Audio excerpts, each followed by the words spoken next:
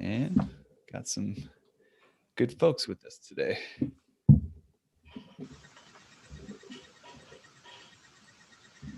Hey everyone, welcome. Welcome Deb. Welcome Adrian. Good to have you guys here today. I'm going to mute you for the time being, Deb. You can unmute yourself when necessary because I'm hearing like a little background noise. Yeah, that got rid of it. Cool. All right, awesome. So I will give a little bit of a introduction to the session here today. Basically, last week we had on Cortland Allen of the Indie Hackers podcast, and that was an interesting session. He's grown his podcast within a few years to 160 up to 160 downloads in an episode, and he kind of gave us a bit of his story from the start and to where he got to where he is now. And basically what we're going to do today is do a little bit of a follow-up and get into it a little bit more deeply. Some of the key aspects that he brought up that he thought were important to his podcast growth. The main ones that stuck out to me were quality and consistency. And then we went deeper into quality. He talked about, different ways that he researches the podcast, different ways that he took his propensities and his interests and incorporated them in really focusing in on this one thing, which included the podcast, but he also has a community website. And so he put a lot of his time, energy, and talent from multiple directions into developing it. And also some tips on kind of how to engage better with the guests, how to bring topics into the podcast that actually make people want to return so that they can stay engaged and enjoy what's going on.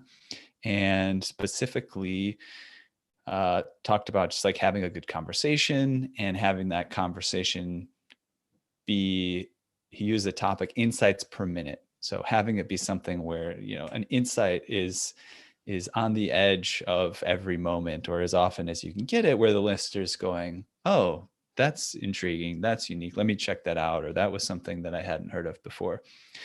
And and then on top of that, there's a topic that I think I'll probably just sort of jump into because I think it's an interesting one to share. And that's just kind of engaging in the conversation. He said he definitely likes to prepare for his interviews. But even though he is prepared, he's really found that the conversation goes much, much better when he's kind of playing it in the moment and he's really engaged. He's paying attention to what they're saying and asking the follow-up questions that both he and his listeners would really be interested to hear. And so, he kind of gave that idea that engagement level is really powerful to make it a good interview. And it's also great for the listener. So one thing I'm going to bring right now, I just want to share with you folks, is an exercise in communication. And I'll put some text up on the screen just so that you can follow along as I read through it. And we can decide whether we want to try the exercise. It's something that you can try on your own. We can decide whether we feel that that's a good use of our time in the moment here. But in the beginning here, I think that I'd like to just kind of share the structure of it and walk you through it. And there's actually some other exercises that you can access through a similar resource that I found this one. But yeah, so we'll dive into it, and I'll put this text up on the screen and so you can follow along. So actually, you know what? Let me just share this one little screen. Okay. Yeah, so can you all see this text, and is it large enough for you to see? Yeah. Okay, awesome. So this is something that I've gotten from this movement. It feels new to me. I encountered it maybe around 2017. It's probably been around slightly or even more longer than that. But I found it quite interesting. Went to a few groups that were engaged with this style of exercises in communication when I was living in New York. and met some interesting people who have also been a part of trying this kind of stuff out. And I will say that there's a couple different ways that I've heard it referred to. And I think it's just because it might be new and different people are taking their own paths. One thing is called authentic relating.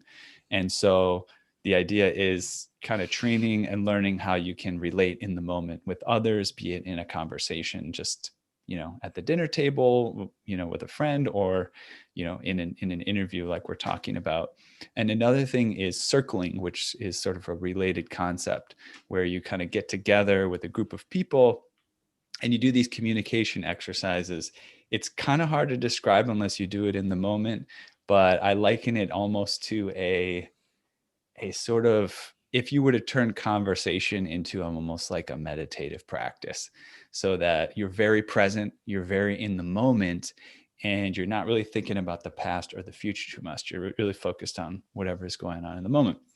So this particular exercise I'm going to share with you was put together by a couple of folks named Brian Bayer and Decker Kunov, who kind of started this whole thing. And I'll just read through the setup and walk through it, make any comments, and then we can either discuss it or try it or move on. But I really want to present this to you, and I'll give you guys this in a download as well once this is over. So the game is deceptively simple. If you play it right, it will take you far off the path of shallow conversation and into discovering a deep territory you never knew lay beneath the surface. So it's actually very basic. You have two people, they will stand or sit directly across from each other and make eye contact, which is something that we don't always do when we're having conversations. So that alone can be an interesting exercise in presence and engagement. So we'll call the two people person A and person B, and very simple rules. One person says, "What I'm noticing with you now is," and you can notice various things, which I'll go into a moment. And the other person just responds and they say, "Hearing that, I'm noticing." And you go back and forth. You just keep doing that. And as the people who created this game, you keep doing that until you're incapacitated with laughter, epiphany, tears, etc. So it actually it's deceptively simple, but puts you in this mode where you kind of get to access some deep emotions and some deep connection. And you also, like I've found, you learn a lot more. You learn a lot more about that other person and maybe even about yourself. So you can also set a timer for the game, 45 seconds, 5 minutes, whatever you want. And then a little bit more detail about things that you may want to share when you share this. Observations, thoughts, sensations, and feelings. You could share anything you're noticing inside the structure of A and B going back and forth. And usually, just so you know, it's like each person doesn't talk for that long. Maybe a few sentences usually is enough to kind of initiate the other person talking. Some examples of if you were to share about the other person's physical appearance. "I'm noticing the smoothness of your skin, the way your glasses frame your eyes, that you seem to be looking away a lot, the speckles of gray in your beard." And, a couple of things I'll point out about these examples. One is, you may notice that if you've had romantic moments with someone, that you were in a similar state that you might get into when you're in this state. You're sort of like, you might say something like, "I'm noticing your eyes," right? Same way that you might have noticed that when you're with someone on a date or something like that. But you also might notice something coming up in your head that you might not quite want to say. So like, it's a good example of the speckles of gray in your beard. So it's really good to try to shut off the filter a little bit. And if something does come into your head, if you're new to it, it's okay to like go to the next thing if it doesn't feel quite right. But say the thing, say what you're actually noticing. Don't lie, don't make up something to make someone feel better if you think they're going to be offended because you noticed the gray in their beard. Sensations in your own body is something else that you can notice. So it doesn't have to be external. You can say, "I'm feeling nervous, tension in my chest. I felt my shoulders relax when you smiled. Our eye contact is making me feel uncomfortable." And just to give a little bit more context about why you might share your your sort of feelings as well as things that are going on externally. So kind of you want to think about the present moment as a map that includes your external world and your internal world. And this actually helps sometimes, it's helped me, I would say, understand things that are going on me that I might not, going on within me that I might not have actually noticed, right? So if I think about and I verbalize it, I'll say, oh, I'm feeling nervous. Oh, I'm feeling envious or something like that, right? Those things are important to start noticing, and you can even bring them up in conversations. Some people, just an example of that envious piece, if you're in a conversation with someone, sometimes people don't know how to respond when they're feeling envious of someone. They get uncomfortable, they maybe get angry, maybe they just do weird stuff. And one interesting thing to do if you are feeling envious, you could even have that with the podcast guest. You know, they're talking about all their amazing successes, and you say, I'm noticing I'm feeling really envious of you right now. And just going ahead and saying it and putting it out there, if that's strong for you, it can really lead to a relief of your internal feelings and, more engaging conversation. You can also refer to thoughts you're having. So the feelings are different than the thoughts. Feelings will be more connected with like actual feelings in your body. Thoughts are more that intellectual side. I'm thinking about some work I need to do. I'm becoming curious about your shirt, how long you've had it.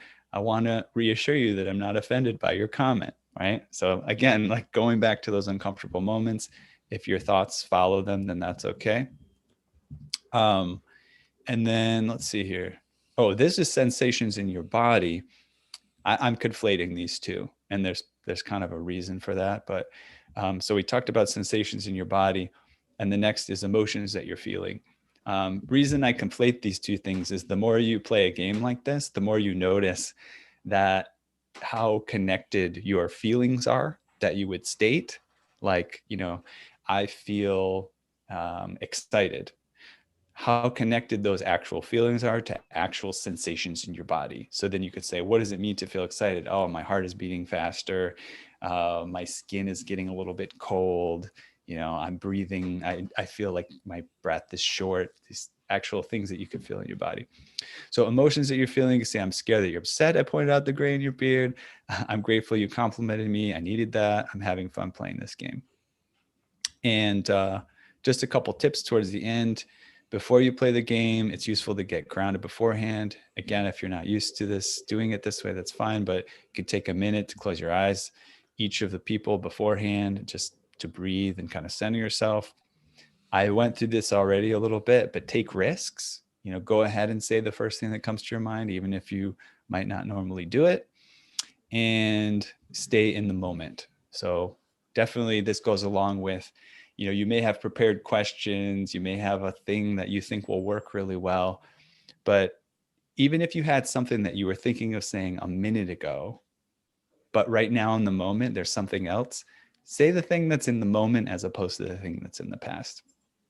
And in general, whenever you find yourself thinking about the future or the past at all, you can talk about that's happening for you, but try not to go there, in your mind too much. Try to stay in the present moment.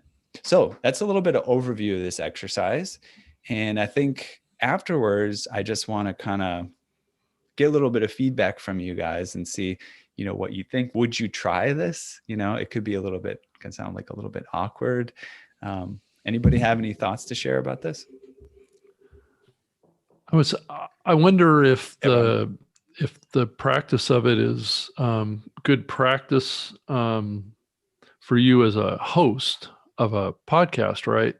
I don't know that I would do this with your guest in your podcast, though. It might be principles that you're thinking about as you observe your guest.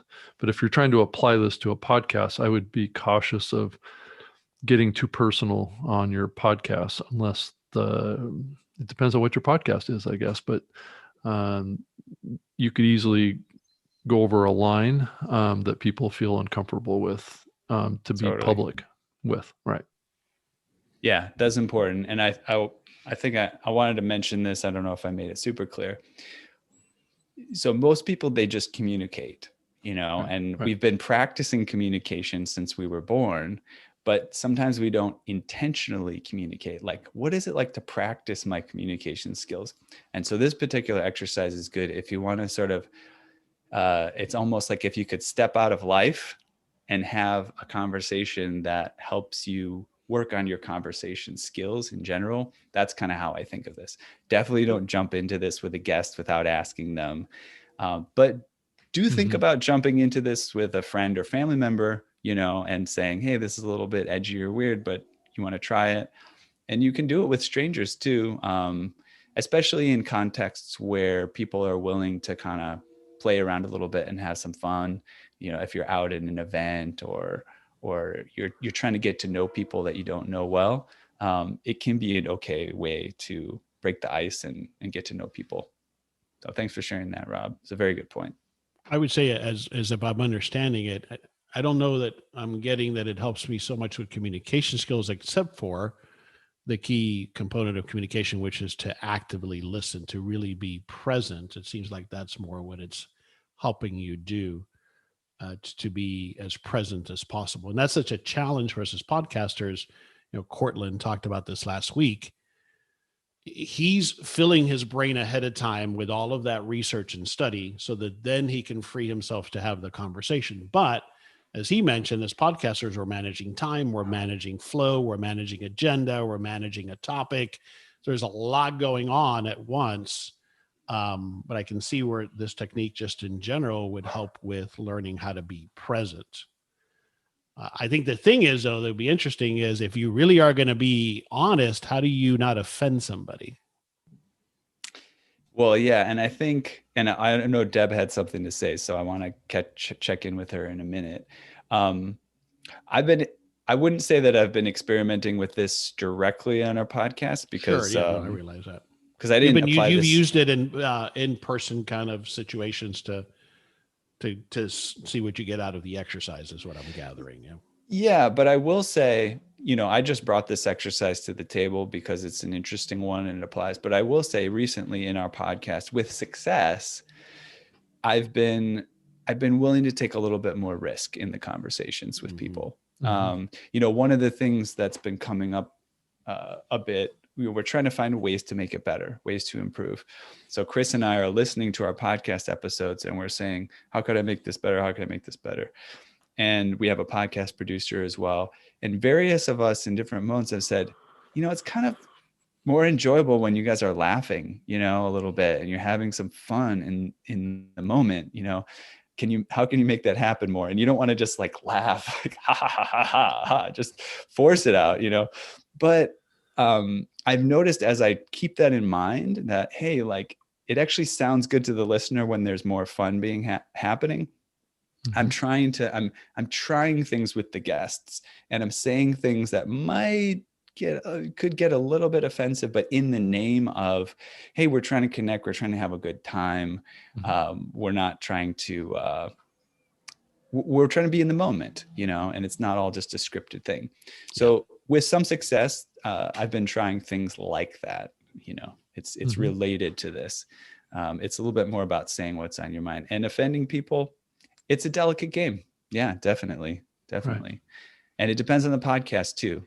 Like if you're Howard Stern, okay, maybe that's the game that you're playing. That's what you expect too. Exactly. I think it's all about, setting expectations for your audience too, right?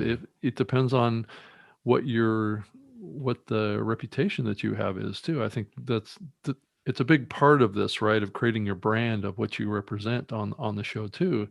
Because if the guest knows that they're going to get challenged on some things and maybe some things will get brought out a little bit more personal in there, that can create an interesting dynamic in the program too. But in some ways you have to kind of like set the expectations with the guest a little bit that there may be some personal stuff that I make a comment on to spark the conversation a little bit more, or maybe dig a little deeper into something. And I don't know, you're exactly right. It's a difficult balance to try and strike, but I do agree that it's a good goal to try and get more personal with your interviews. I agree. I was Yeah, just I going to think add that's that, you know, great. at least for me, I'm only doing audio, right? So Right. I know there's a big trend toward doing both. I just haven't been able to wrap my arms around doing both. So there aren't those visual cues, but I can still see where I can apply it in an adjusted way, right? Right. If I'm really listening to what you're telling me, and I could also apply it in a way of I'm hearing, you know, what am I responding to, right? If it's not a visual cue, I'm talking about if I'm applying it in the process of interviewing somebody. So you don't do like Zoom interviews, huh? You do I do, but I just usually turn off the video for two reasons. One oh, is just a bandwidth issue. You get better bandwidth that way. Secondly, and this is something I picked up along the way from various sources, if I'm depending on visual cues that are just between you and I, they might be useful in that I'm trying to get a word in, but the audience doesn't see those visual cues. And I don't want to impact the conversation to lean on those visual cues. Mhm. So that's the other reason I don't do the video. Let me cut in. Unless I'm going to publish the video content as well, Right. which I'm not there yet. I have enough to handle publishing an audio version, and most of my listeners are consuming it just audio. So that's the reason why. It's why you see a lot of times, and even in radio, where people will be in two separate, so they don't see each other face to face, because we tend to rely on nods and other visual cues that I'm interpreting that the audience doesn't see. Let me cut over here to Deb real quick. Yeah, She had a Deb had a comment. I question. want to make sure she gets a chance to check in. How's it going, So Deb? hey, I'm doing great. So I appreciate you sharing that. It's for me about being more comfortable with taking risks. And I will tell you, one guest talks about stress management, and he took me through a breathing exercise. In 60 seconds on air, we did a breathing exercise. And when we were done, I actually couldn't remember my talking points or any of the questions. I was so in the moment, and then I started giggling, and then it took us a while to get on track. So what I'll say is we're very good at what we do, keeping on track, time management, managing the guests, and bringing maximum value.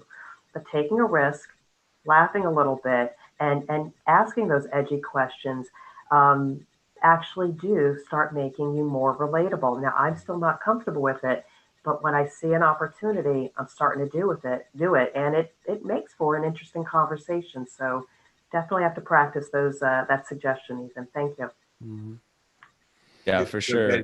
One thought just to add on to what Henry was talking about. I've been having more guests that even though Henry, I'm the same way where it's typically audio only for CX Chronicles podcast. However, I've had more guests lately who are like, hey man, why don't you just I know you're audio only, but let's just talk. And I'm like, so I've been doing it more to figure it out. And I've been thinking about expanding to video anyway, because we're all hearing that this is, a lot of people are having success with it, but it's definitely changes your game. Because what I've noticed, because I've gotten so good at listening, like hyper listening, that when I'm looking over here and I'm not like right on the microphone, focused on like audio, thinking about like what my next question is and thinking ahead, it's made for more listening back. It's made for more casual conversation. So I'm less focused on like the building blocks of in my head what a perfect episode is. And I'm literally just chatting with the person on the screen over here. And I'm kind of starting to like it, because in my last couple episodes, when I'm listening back, and I've even had a handful of people be like, hey, are you changing up your format? And I'm like, not really. I'm still trying to ping on the things that I've always pinged on.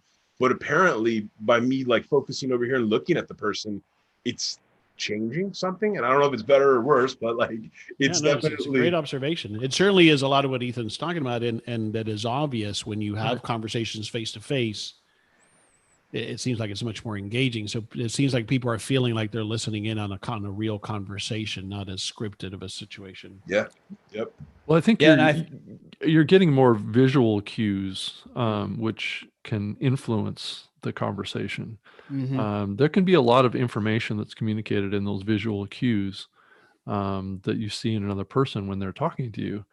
The problem with these platforms that we do not, if you have multiple people on the show, there's a lot of distraction. So keeping that focus, I've done a lot of live audio conversations with like co-hosts and things like that. And you're exactly right. It is easier to concentrate just on that conversation, but you don't have that other input of the video part of it, right? That can add another layer to it.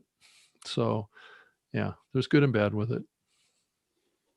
Couple of comments. One, just to highlight what you said earlier, Rob, about expectations. So I think that's a super useful comment. And I think where when you go too deep or whatever you do goes wrong is when people are like thrown off by it, you know. And I think that it's a good thing, number one in general, but one thing that Chris and I can even take to these, hey, we do that up front to you. Oh, hey, this is just a conversation, by the way, you know, and, you know, if you have a problem, you know, answering a question, you could throw it back to us. That's one of the things that we do in our show. If we ask them a question they don't have the answer to, they could ask us. But also we'll say things like, oh, we've been experimenting with, because we're like good cop, bad cop in our episodes. So, hey, one of us might sort of jump in and be a bad cop in a moment, kind of give you a little bit of a hard time, but, you know, you're welcome to come become the bad cop too. Like, so we'll kind of give people that heads up. And I think that what's interesting about that, just coming from my performance background in various settings, music, whatnot, is what's fun is you see things on TV, radio, whatever, that seem unscripted, and they are unscripted, but it doesn't mean that ahead of time somebody didn't say, hey, listen, like this is kind of how it's going to go. And I think that's really useful. Yeah. Yeah, because some guests will kind of expect you to give them a bunch of questions and ask for that. They'll say, well, you know, I need to know what you're going to talk about and what questions so I can prepare. And I think at that point is when you need to, you know, if your format isn't a scripted outline following that you're doing, that's when you got to tell them that, well, this is kind of like you coming to Starbucks and meeting me and we talk for an hour, right? If that's your format, that's probably a good way to let them know that this is a casual conversation instead of a serious scripted outlined following you know, a step-by-step question, which I don't think you should really ever do. I think you can create the outline, but my experience is you typically don't follow it very much. Yeah. The other point I think is interesting to make, you know, based on this, oh, is it audio only? Is there video? One thing that I've noticed in working with some other people who do coaching, we talk about with each other how important it is to be listening and be present, and even to take notes. Sometimes it's really useful to take notes while you're coaching someone so that you really get on point with what they're at. And I think that for a lot of people that is more useful and it brings their focus higher. But I have heard people say they lose focus, right? Because they're not looking at the person and talking to them, right? So we'll just make this point that presence for different people means different things. So one person could be more present by shutting off the video and just doing the audio. Another person could be present by being in the video and taking notes. Another person could be present by not taking notes, you know, and being just in the video. And a follow-up on that is to be aware of what helps you be more present. So for example, on my Saturday events that I'm doing, I'm like planning it, I'm promoting it, I'm trying to manage the conversation, I'm trying to make sure the streaming is going on. And I realized by bringing other people on the team and saying, okay, you're going to take over the stream, you know, you're going to take over taking notes, you're going to take over this. I'm not fully, I haven't fully managed to do that, but I have noticed that the more that I can realize, oh, my job here is to be present. You know, my job here, my best job here is not to manage the episode, even though I know how to do that. How can I outsource that, or how can I automate that in a way so that my presence level can be increased? Just to add to that, I think one of the ways that I measure if I am engaged in listening is how good are my follow-up questions. The first question is easy because I usually have it written down, but if I'm really listening and engaged, do I ask good follow-up questions? That's one of the ways I measure it. I was just going to say, I have an outline of the conversation that I share with the guest beforehand, and I have it up on my screen. So I'm usually looking at the podcast guest throughout the entire show.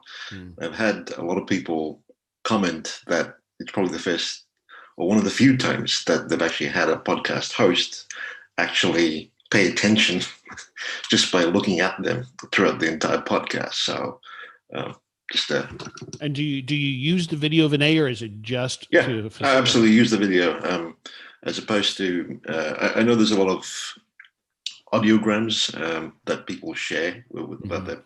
I'm trying to go video, so yeah. I'm not quite there yet, but still fleshing out those processes. And then do you share that on a YouTube channel, or where do you put that content? I'm curious. Yeah, that's so. Share it on YouTube, but I would also repurpose it. There's a few tools rather that you could use to repurpose the format, so you could share it on social media as well. Yeah. A little tip of another podcast you're just making me think of. It's kind of unrelated, but I found another podcast recently where what they do is they do full-length interviews, but they only publish I don't know if it's the first 15 minutes or like a certain 15 minutes as the podcast. And then if you want to become some sort of subscriber, then you can access the full interviews. So I'm just thinking of that in terms of asking this question: what's the value of video content? Perhaps your video is something that isn't public, but it's something that's private if people want to review the video content, or maybe you just use it to create little snippets. So there's definitely different ways you can use that to your advantage. So did anybody else have something? I feel like I cut somebody off when I was talking there. I can also move the agenda along to something else if. The last thing I was going to say, Ethan, too, I had an interest in some of the pre-recording interviews. I've had a few interesting guests that want to talk by screen share. And so then that gave me a whole other idea, which was like, wait a minute, for the right crowd, this is exactly what they want to look at, which is like you're listening on one end, but then you get your visual on the other where you're seeing like a screen getting driven. And that got me thinking that could be a really cool, like a whole other space or a whole other direction. But then it goes back to what we were talking about at the beginning of it. You got to make sure that the listenership is even interested in that type of thing. Because if your listenership has literally only been in the headphones since your early podcast, can you even make that conversion? Or is it a good way of getting a whole brand new slate of content consumers, right? Maybe it's like a totally different way that you can get people that are going to be more into your content, but they want to look at it instead of listen to it. So I don't know. These are all a lot of awesome ideas right here. Cool. Yeah. Thanks for sharing that. I mean, intuitively, I think it is. So I've been releasing a podcast. I just started it. It's a little bit spotty releasing it as a podcast, but so I have this weekly meeting that I do. 50 to 100 people are joining a Zoom call on Saturdays. And sometimes people are, it's like a tech tool, not a tech tool thing. It's like an analog tool thing. So some people actually like, here's this tool that I use. I'll show it to you on screen share and things like that. And what I found with that particular medium is my philosophy of publishing it as a podcast is, number one, the listeners drive a lot. And so they can just listen to that while they're listening. And number two, I have a member area where they can access the videos. So it's because the podcast in general is almost just a lead magnet for a subscription. Then by listening to something and hearing that there's something to be seen, they can go, oh, I got to go check that out. I missed out on something. Oh, it's great to have the audio. That's cool. Great conversation, but I missed out on something video. Let me go access the archives. Moving on to some other topics, we can hit this again if we want a little bit. I wanted to bring up some of the major points from Cortland's episode last time. And I think we covered a bit about quality and consistency. One thing I'm interested in, and I'm especially interested in maybe hearing Rob's point of view, is this idea of incorporating trends. And I'm specifically interested in you because you do the New Media Show. And it seems like that when I've seen that show, it's like you're always talking about what's the latest thing going on. And is that intentional? Is that just what you guys like to talk about? Do you find that helps drive listenership? Any comments about that? Yeah, I think trends kind of give your it kind of runs in two different directions. I think it helps build the podcaster's kind of reputation as a little bit of a thought leader. I think on one side, if you spend a lot of time in a particular subject area or topic area, I think you develop kind of deeper knowledge of that area and what's going on in that area. Especially if you look at what Todd and I do on the show that we do together.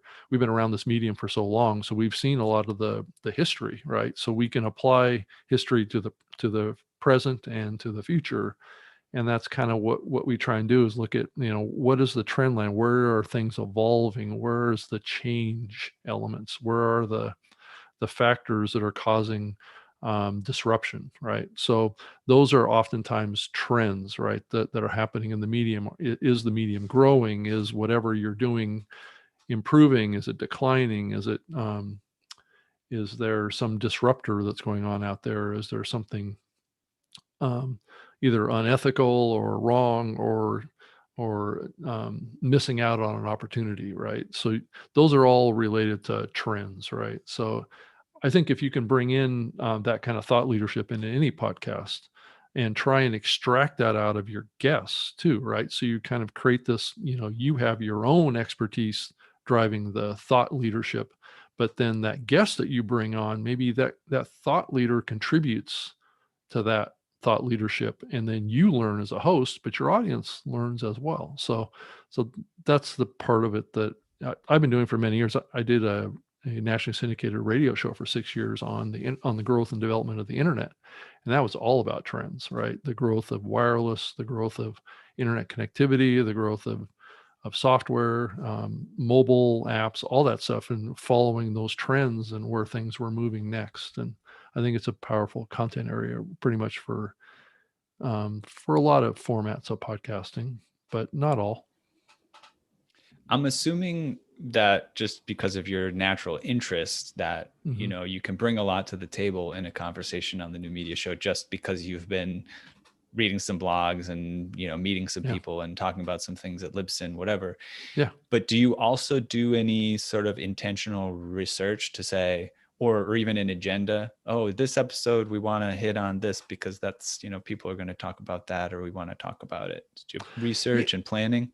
Yeah, well, there's kind of two ends of the spectrum. So I also do, a fair amount of writing too. So I put these trends, like the top 10 trends from 2020 with podcasting, or, future looking 2021 trends, right?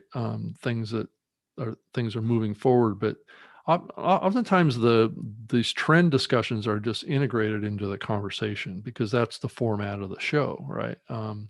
And I have a long history of doing those types of shows, so it flows just naturally out of me. But if I think back to my earlier days with my radio show, I did a huge amount of research in all sorts of areas, whether it be internet security, whether it be e-commerce, wireless technology, and stuff like that, to develop that expertise.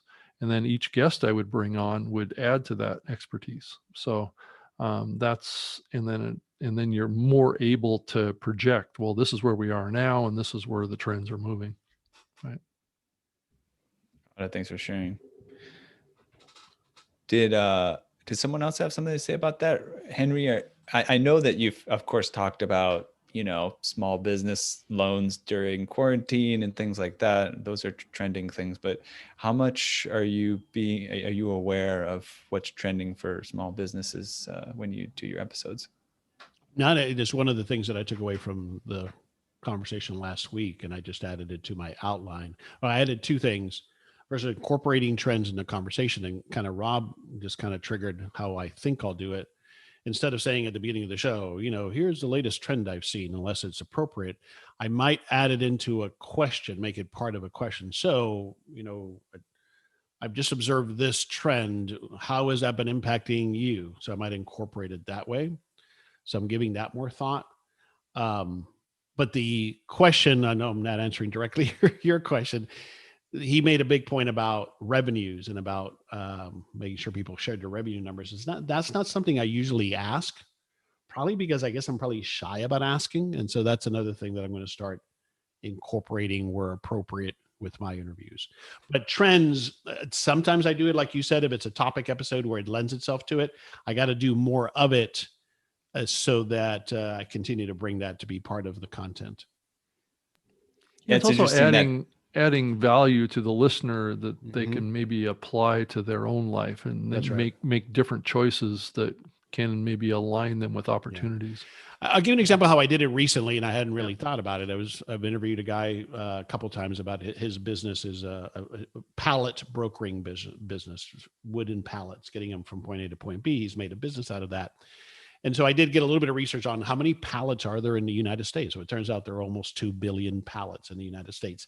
That maybe is not a trend, but as an example of going and researching a data point, a statistic, a trend, and then sharing that with the audience as part of asking a question or leading to a question. Yeah.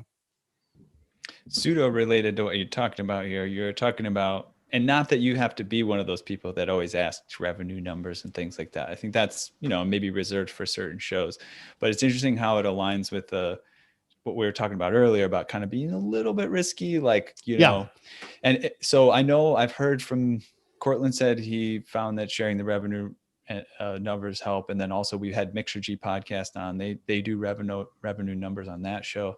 I know with Mixergy, for example, there's sort of like a reputation where people kind of know when they go on, they're probably going to have to.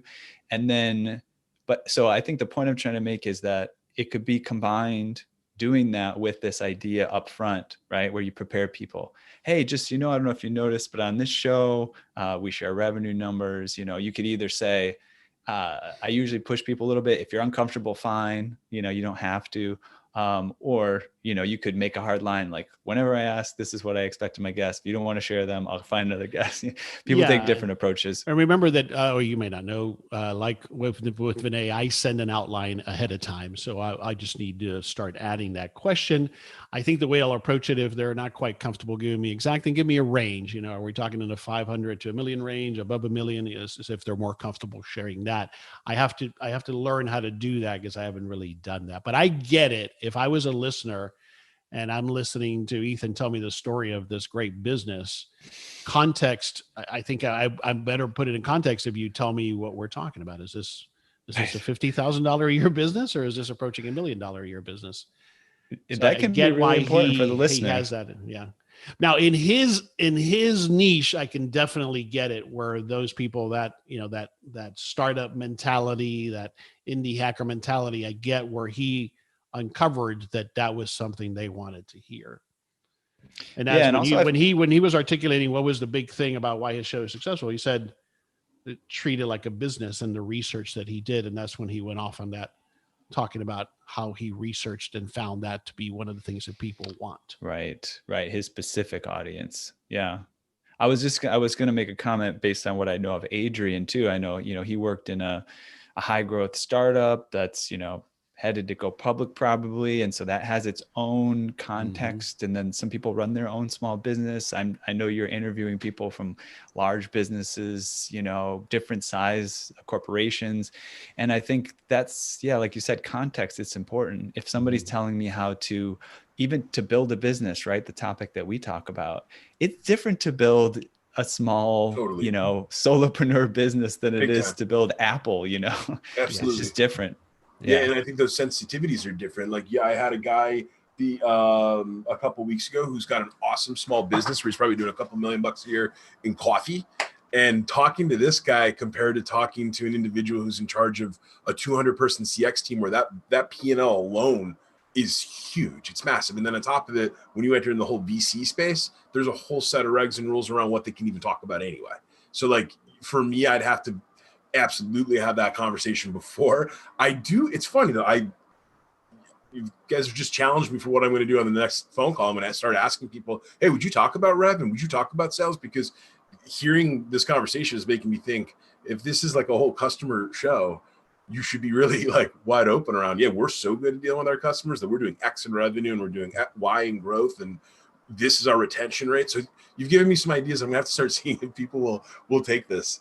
It would make it for more interesting, valuable content. It really would. I think so. One of the ways I've asked around it and thinking about it is I usually will ask how soon before you got profitable, how soon before you were able to replace your income that you were making in your job, because I interview a lot of people that transition from the corporate world. I don't necessarily ask them to give me those specific numbers, but I ask it in that roundabout way. But I think now it's about being more specific and asking when it's appropriate. It's probably good to ask that before the interview too. Yeah. So they can prepare for it. Yeah. So you don't put them on the spot and then they don't have the numbers. Right. Agreed. That's not probably something you want to put them on the spot with. Yeah. I think that sounds like a very useful way to approach it. Like, have them be aware, make sure they're aware before you do any of that stuff. Just a little extra note on this idea of being willing to create a little bit of edginess in the episodes. I'm thinking of a book I recently read called The 5 Dysfunctions of a Team. It's a highly recommended book about, management teams and how to get them working together.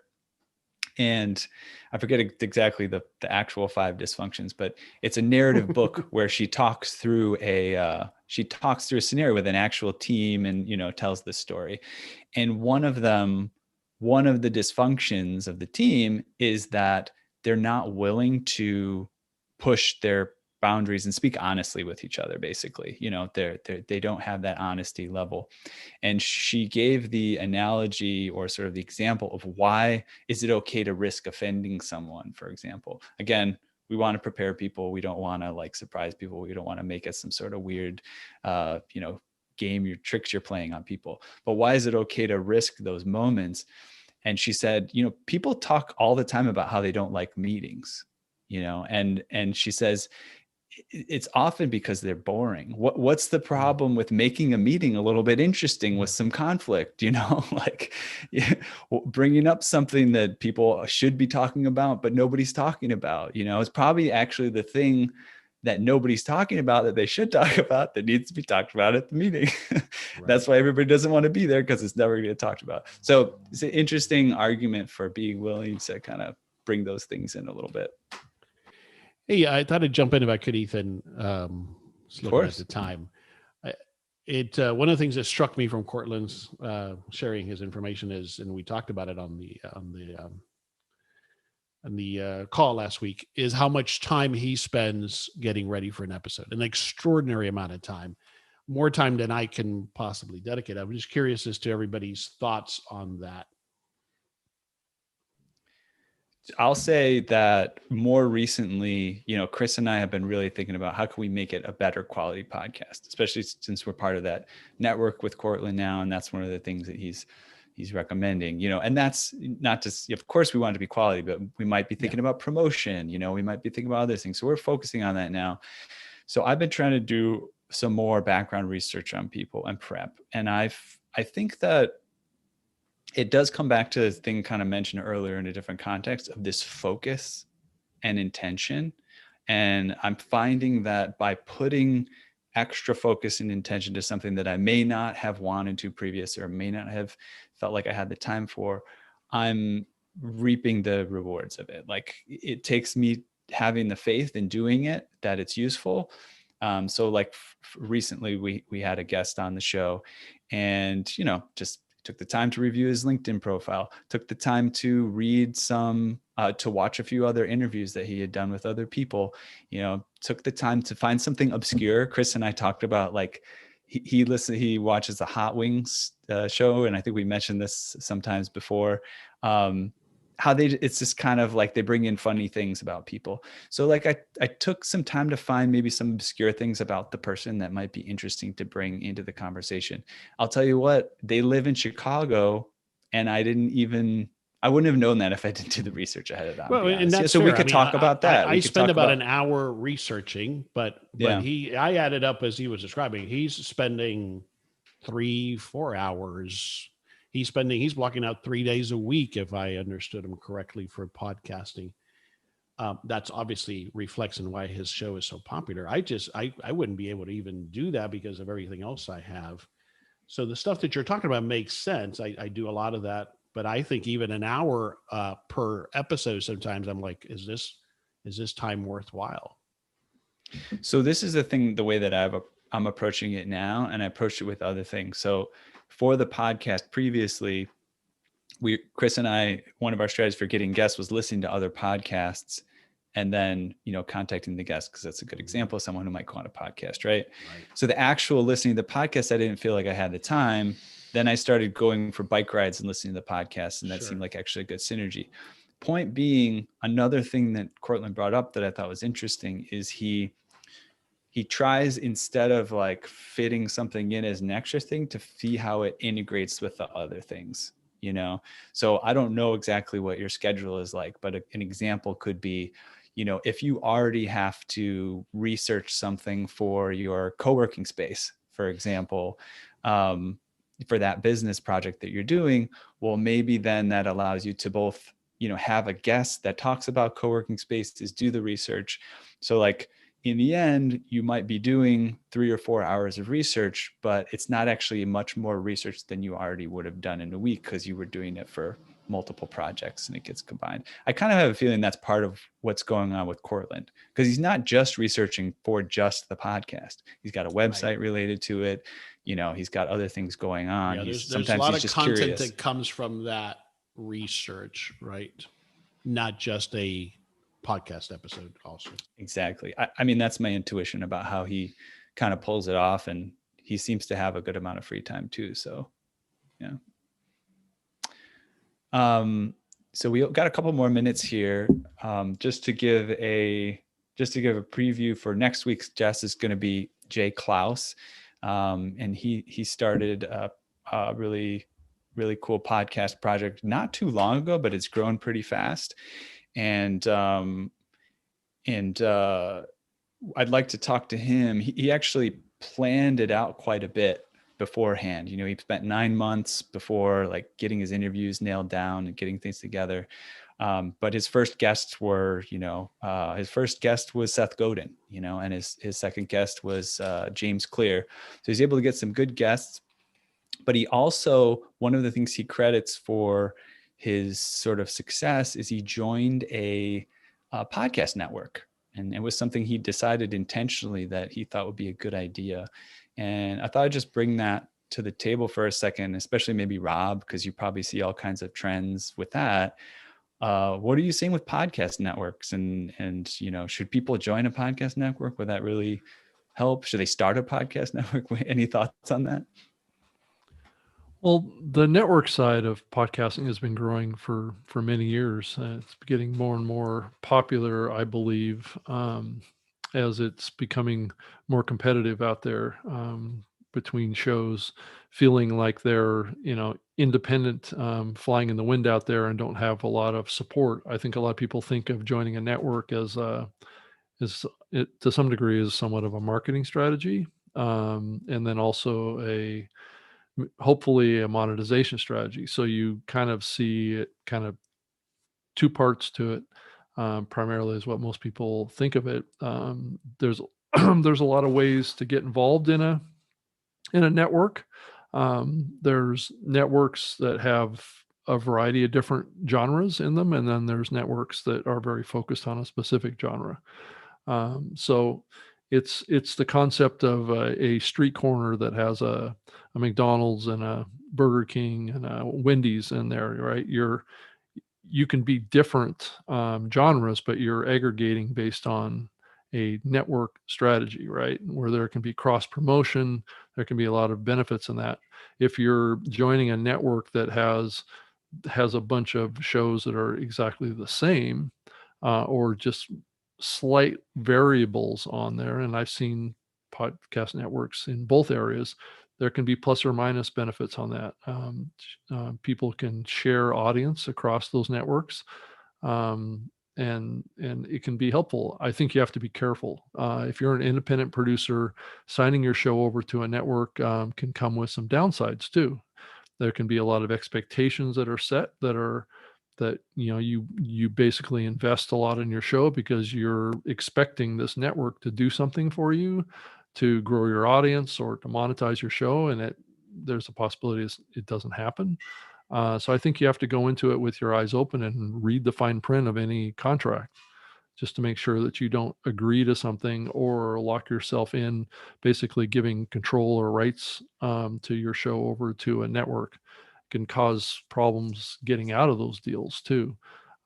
So I see a lot of shows leaving networks, joining networks, choosing just to stay independent. And then I see other shows that start up that are successful and they build their own network. So it's all over the map. But the comments that I see generally in the industry right now is what we're going to see fall out of what we're seeing in the market right now is there's going to be networks of networks. So that's the next big thing that's coming, is that all of these smaller networks are all going to aggregate around a bigger network. And to some degree, you're seeing that happen a little bit with Spotify and some of these platforms acquiring networks, right? So you're seeing a listening platform acquire a network, and then the next thing is going to be listening platforms that are going to be set up like a network, right? So you're going to have genre-based listening platforms that are going to be set up like a common area theme or genre content offering too. So networks are here with us to stay.